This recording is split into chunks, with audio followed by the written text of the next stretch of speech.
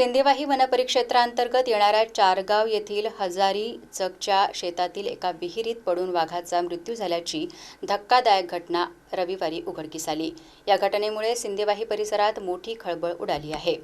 चारगाव येथील हजारी चकच्या शेतात कठडे नसलेल्या विहिरीत वाघ मृतावस्थेत आढळल्याची माहिती वनविभागाला सकाळी 9 वाजताच्या सुमारास मिळाली।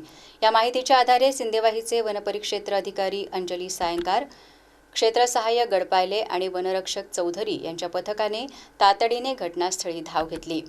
हजारी चक शेतशिवारातील पांडुरंग गोविंद गजभिये यांच्या शेतातील सर्वे क्रमांक 51 मधील विहिरीत हा नर वाघ मृतावस्थेत आढळला। ही विहीर सिमेंटची असून तिला कठडे नसल्याचे दिसून आले। विहिरीत 25 ते 30 फूट पाणी होते।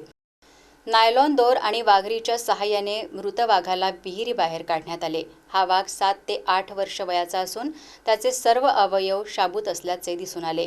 या घटनेची माहिती मिळताच उपवनसंरक्षक डॉक्टर कुमारस्वामी SR आणि सहाय्यक वनसंरक्षक अरविंद J यांच्यासह NTCAचे प्रतिनिधी धोत्रे आणि स्वॅब नेचर केअर फाउंडेशनचे अध्यक्ष कायरकर यांनी घटनास्थळी भेट दिली।